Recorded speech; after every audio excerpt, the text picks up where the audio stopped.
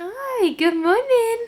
Do you guys think he's getting big? Hey friends, welcome to another video. Today is going to be a reading day. But first, get ready with me to take Moose's poop sample to the vet. I use these to stop the water running down my arms. Honestly, lifesaver. If you have sensory overload like I do, these are great. First, I'm going in with a gentle cleanser. I'm gonna put my hair up with one of these flat clips. I really like it because it means I can drive in my car without the fear of being impaled by my claw clip. I don't know if anyone else shares that fear. That's just me. Next up, I combine my snail mucin with my First Aid Beauty vitamin C. I really like this vitamin C because it hasn't irritated my skin at all, and I have really sensitive skin. It's like very viscous. On days that it clearly looks like I got zero sleep, I just use like a little bit of peptide cream underneath my eyeballs. This is not an eye cream, but I use it as one, so do what you want with that. I think you're supposed to dab it like this. Ugh, whatever. Then I combine the snail mucin all-in-one cream with the Naturium plant ceramide rich moisture cream. We live in a very dry climate, and these guys are the only products that I have seen that actually make a difference when it comes to retaining moisture. And then the most important step, sunscreen. Sunscreen every day. Every day of your life, wear sunscreen. Even for people like me who don't really leave the house, I wear sunscreen every day. I started wearing sunscreen 4 years ago, and it's become the most important part of my routine. Without wearing sunscreen, you might as well not bother with all the rest of your expensive skincare ingredients, because it's gonna negate anything else that you put on your face if you're not wearing sunscreen and you're letting yourself get damage from the sun. At least that's the lecture that I give my husband every single time I ask him to wear sunscreen. Hasn't worked yet. I think that's really it. I'm not doing my makeup because I'm going to the vet and then I'm staying at home all day, so I'm not doing my makeup today. So that's my skincare routine for the AM.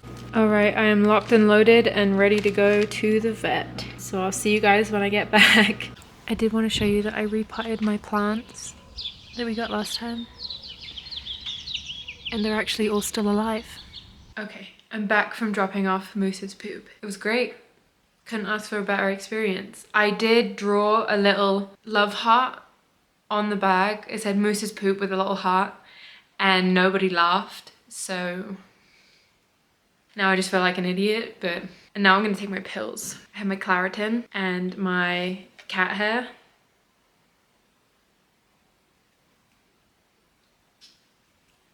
I've had to take Claritin every single day of my life for the past 10 years. Isn't that crazy?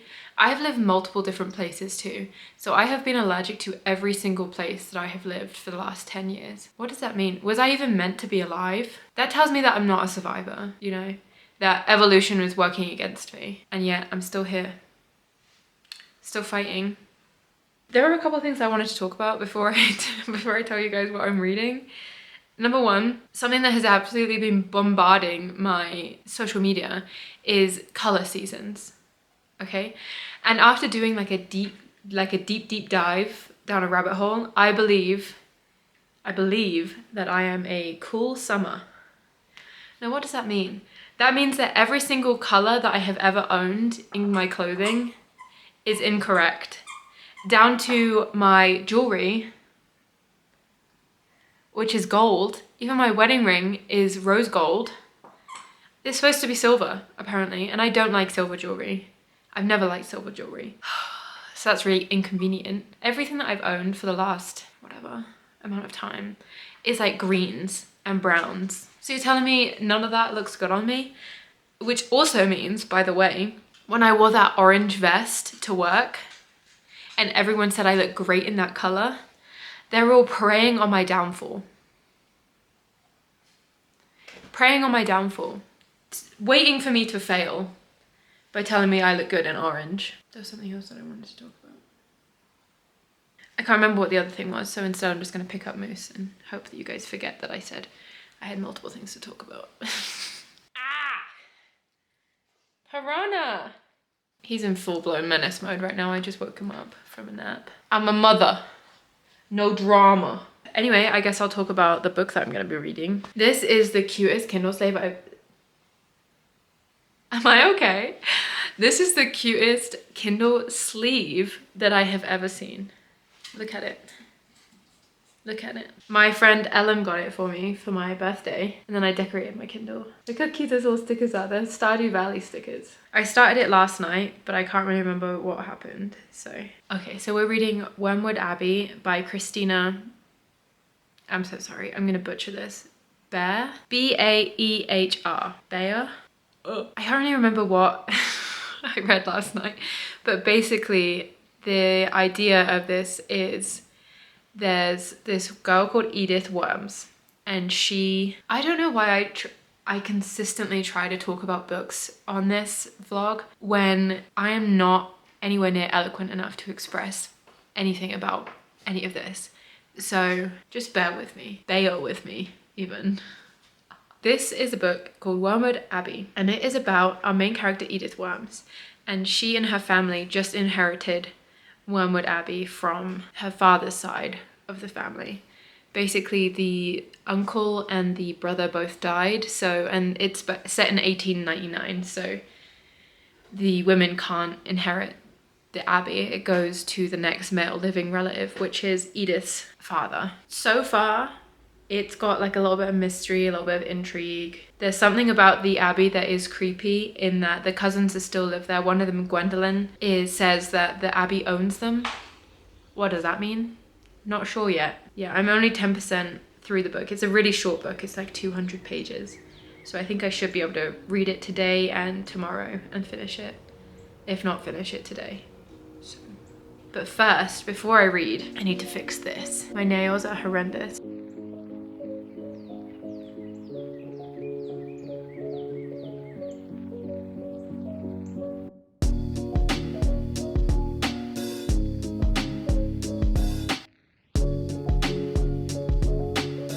So my body is absolutely begging for some nutrition, so I'm giving it a slice of lemon loaf and some boiled leaf water.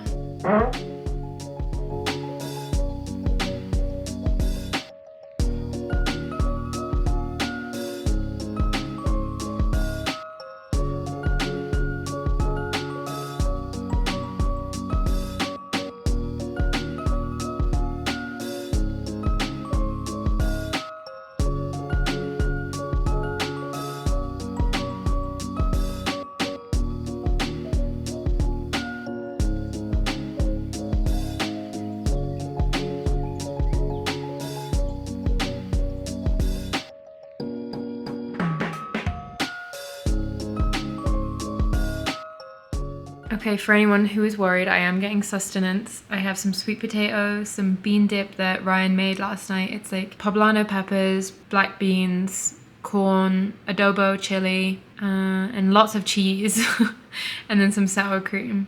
And then I'm gonna keep watching New Girl. So yeah, that's my lunch. Okay guys, I'm back from lunch. I also ate half a pound of those chocolate mini eggs that they have out for Easter. Just mindlessly throwing them in my mouth, so yeah, but we did a woozy. Yeah, we did a woozy. I also put some rosemary and castor oil in my hair because your girl has bald spots. I don't know if the rosemary oil or castor oil actually does anything for my hair, but it makes me feel like I'm actively doing something to improve my situation. So reading update on Wormwood Abbey. I don't know how much I actually like this book. I'm not a huge fan of the main character. She is constantly like, I don't know, she just thinks she's better than everyone else, and her commentary is just constantly showing how much better she is than everyone. She is a writer. She writes under a fake name because she's a woman. We've been introduced to a couple new characters. One of them is, I think, going to be the love interest of the book. His name is Drake. She's overheard some conversations that were a little bit weird and just a couple of strange happenings around the manor. Gonna keep reading and see if it gets any better. I will see you guys in a little bit and let you know how I feel. Hey guys, good morning. I just woke up and it's one of those days where I'm just in so much pain. I guess that's the thing about chronic illnesses, is they just flare up whenever they want to. And today's gonna be one of those days where everything just hurts. I don't think I'm gonna film much today, but I did want to give you guys a reading update with Wormwood Abbey. I am, I think, like 30% through, 36% through. I'm starting to like it a little bit more. There is more mystery and intrigue. I think some of the relationships between the characters are a bit strange. So take for instance, she has this really strange relationship with her cousin Gwendolyn, where she admires her and wants to be her friend, but she makes like kind of almost like creepy comments about her, which is kind of weird. And then she has a little salamander named Francis, who the mystery is definitely going to be surrounding because he's very strange. She found him in a fireplace and he wasn't burning, so I think there's something to do with him that's going to be mysterious. But I know I'm going to do a lot of reading today on the sofa and hope that my pain goes away.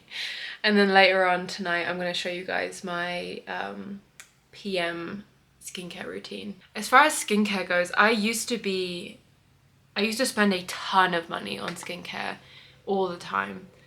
I actually had aspirations of having like a skincare blog thing on Instagram, and I just didn't. It was too much money. No one was sending me PR, so I was buying it all myself. And it was just so much money. That process taught me a lot about skincare and what I should and shouldn't be using and what products, what ingredients to look for and stuff like that. So that has helped me simplify my routine drastically. And I feel like I've got a really good routine for me personally, and also for like a dry climate. I know a lot of people like to have like really in-depth skincare routines, and that's great. But for me personally, over the last 2 years, I've really struggled with like depression and anxiety and just a lot of bad days, like today where my pain is really high. Having 10 step skincare routines on those kind of days is just not feasible, because I'm not going to stand in front of the mirror and put 20 products on my face. So I've really simplified my routine so that it's easy for me to stay consistent with it, even on days when I feel like poo. Do you get what I'm saying?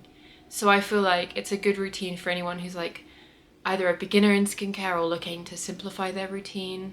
I would say with all the things that my body has gone through over the last 2 years, my skin has stayed pretty consistently good, which is, I'm so lucky, but also I feel like it is in part due to my skincare routine. Also, can we just take a moment for my English lavender and how gorgeous it is? I thought for sure I had killed it when I repotted it into this pot because I tore off like half the roots on accident, but it's thriving. Oh my god. Oh my gosh. Look at him.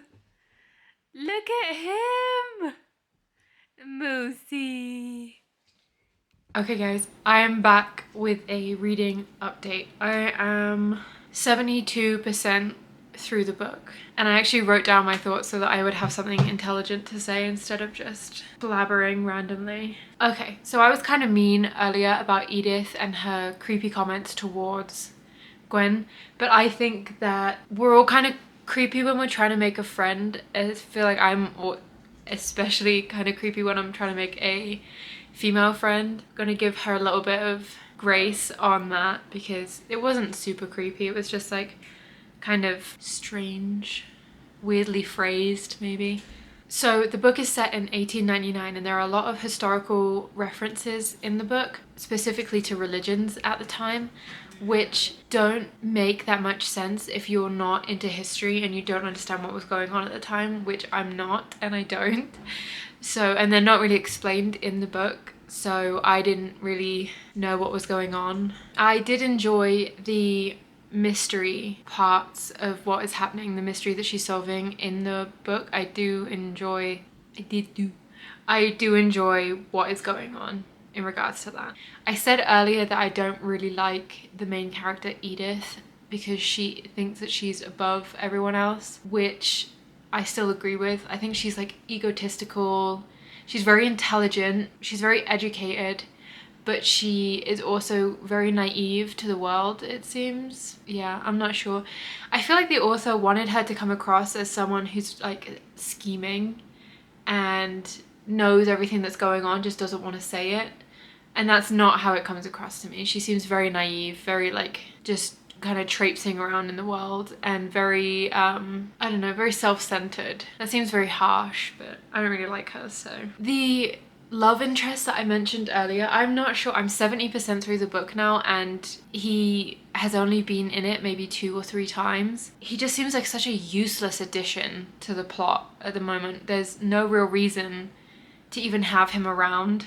I think he's meant to seem mysterious, but he just comes in, says a one-liner, and then leaves. And Edith, the main character, spends more time talking about him or thinking about him than he actually is in the book. Does that make sense? And like, he had a weird moment where they both shared a love for Jane Austen, and that was it. So, and she was constantly talking about how attractive he is.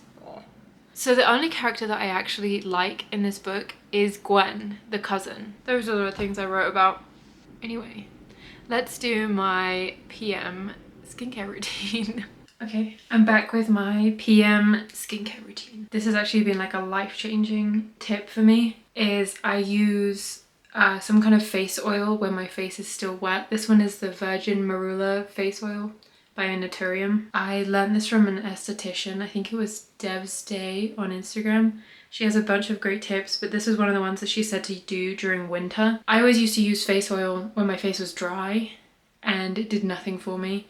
But if you use it when your face is wet, it actually soaks into your skin a lot better. Yeah, it was a lifesaver during winter. Then after I get out of the shower, I use the Pixi Hydrating Milky Mist, and I just spritz it on.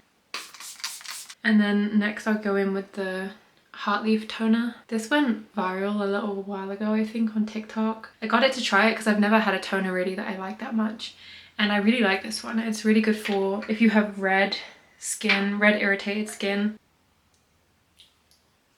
I'm using it tonight specifically because I said that my skin looked good earlier. So of course it's breaking out now.